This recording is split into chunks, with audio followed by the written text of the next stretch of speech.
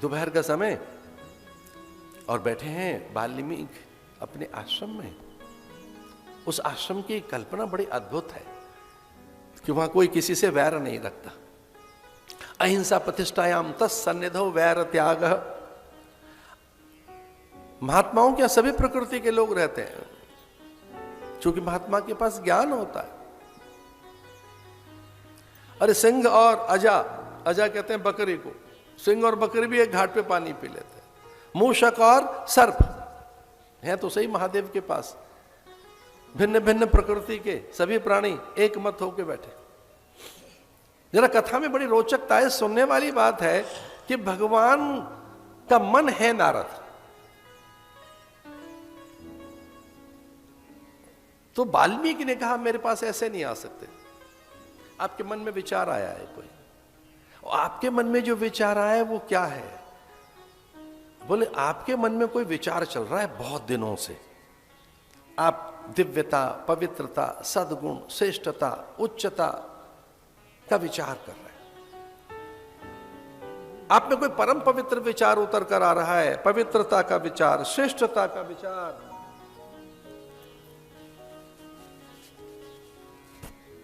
वो कोई जो धर्म का विचार आ रहा है वो कोई और नहीं, रामो विग्रहवान धर्मः, राम साक्षात धर्म के विग्रह हैं।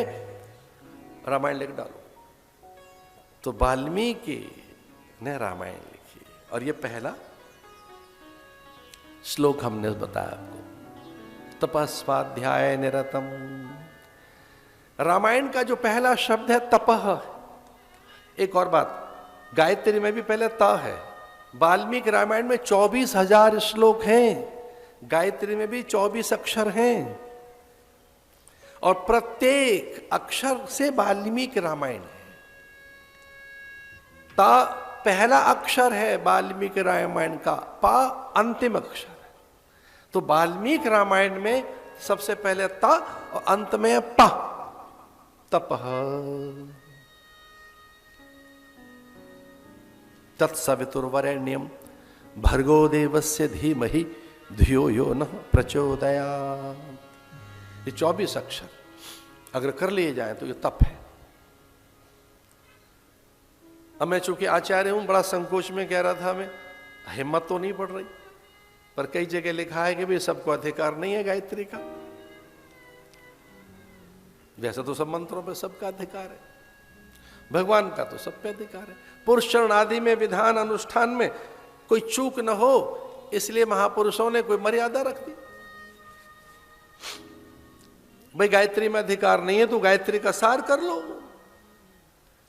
तो चारों वेदों का कोई सार है तो गायत्री, और गायत्री का कोई सार है तस्य वाचक प्रणव, ओंकार।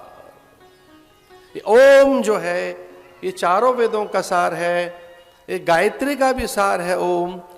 ओम ओंकार बिंदु संयुक्तम नित्यम ध्यायन्ति योगिनः कामदम मोक्षदम चैव ओंकाराय नमो नमः। आपने अपने काम की बात सुन ली ना, कामदम मोक्षदम चैव। कामदम अरे काम भी दे देगा भाई, काम माने संसार, काम माने अलौकिक वस्तुएं भी। कामदम मोक्षदम चैव। हम रामायण में चले तो वाल्मीकि क्या है? महर्षि वेदव्यास, वाल्मीकि। और वाल्मीकि गुरु किनके हैं? तुलसीदास जी के। इसलिए वो प्रणाम कर रहे हैं। सीताराम गुणग्राम पुण्यारण्य विहारिणौ, ऐसे प्रणाम करते हैं। लक्ष्मी जी रहती हैं शील के पास, सत्य के पास, सत्यानुसार नहीं लक्ष्मी। लक्ष्मी जी का पता है, सत्यानुसार नहीं लक्ष्मी, त्यागानुसार नहीं कीर्ति। तो अगर कोई पूछे राम के पास कौन सा गुण है, वह शील। उसी से सारे गुण परिभाषित होते हैं।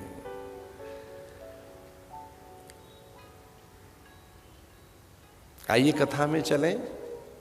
क्योंकि वाल्मीकि रामायण के आधार से चले तो केवल राम के शील की चर्चा है, पहले चरित्र की, गुणों की। 16 गुणों की चर्चा पहले है रामायण के आरंभ में।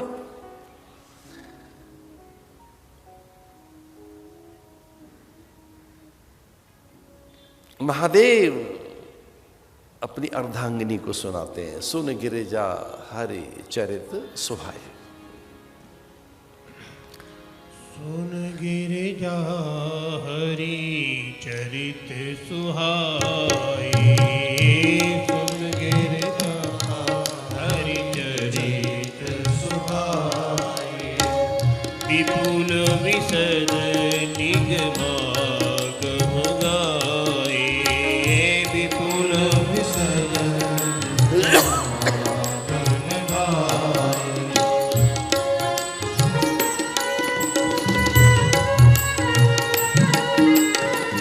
सुन गिरिजा हरि चरित सुहाए, सुन गिरिजा हरि चरित सुहाए, विपुल विशद निगमागम गाए, विपुल विशद निगमागम गाए।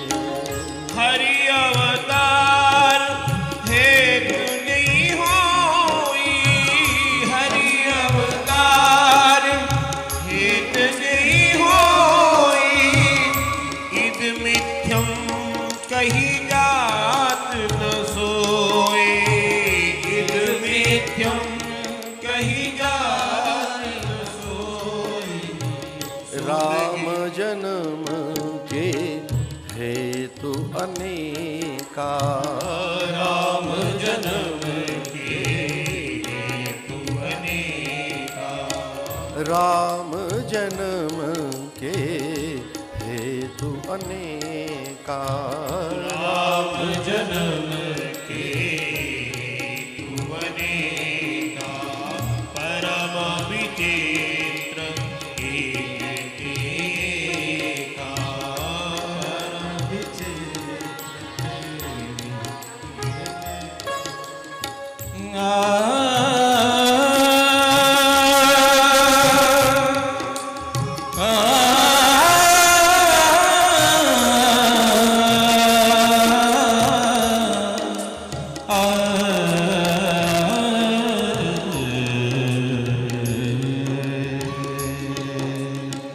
राम जन्म के हेतु अनेका, परम विचित्र जन्म एक दुई कहो बखानी, जन्म एक दुई कहो बखानी, सावधान सुन सुमति भवानी, सावधान सुन सुमति भवानी। राम जन्म के हेतु अनेका, परम विचित्र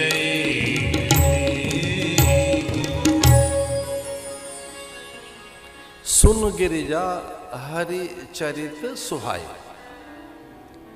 हम चरित्र की बात कर रहे थे, तुलसीदास जी ने भी चरित्र की बात कही है। सुन गिरिजा हरि चरित सुहाए। राम का चरित्र क्या है, हरि चरित्र क्या है? और ये तीन चीजें हमारी ऐसी हैं जिन्हें संभाल कर रखें हम। एक तो चरित्र, ये कैसे संभलेगा? चिंतन से। और जैसा चरित्र होगा वैसा ही आचरण होगा।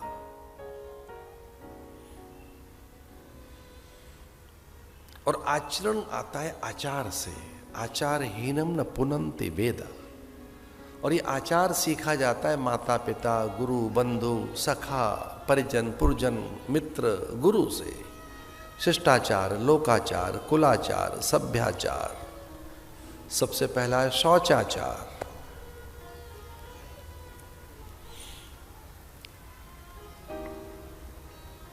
राम जन्म के हेतु अनेका। भगवान के अवतरण के अनेक कारण हैं, इसलिए सावधान होकर, सहज होकर, शांत होकर सुनना। ये भगवान महादेव कहते हैं भवानी से। कथा में वक्ता के 32 लक्षण बताए गए। जो वक्ता हो, आचार्य के, व्यास के 32 लक्षण बताए गए। पहला है श्रोत्रिय, फिर है ब्रह्मनिष्ठ। पहला लक्षण ही श्रोत्रिय है। जिसे वेद नहीं आता, जो वैदिक नहीं है, श्रुति संपन्न नहीं है, जिसे उपनिषदों का बोध नहीं है, शास्त्रज्ञ नहीं है, धर्मज्ञ नहीं है, नीतिज्ञ नहीं है, सुचि नहीं है, शांत नहीं है, अवैर चित्त का स्वामी नहीं है, अलोभ चित्त का, अकामता, निष्कामता, निराभिमानता, विनम्रता, वो क्या कथा सुनाएंगे? ये सारे गुण भगवान में। महादेव कथा सुना रहे। जिज्ञासा है पार्वती की।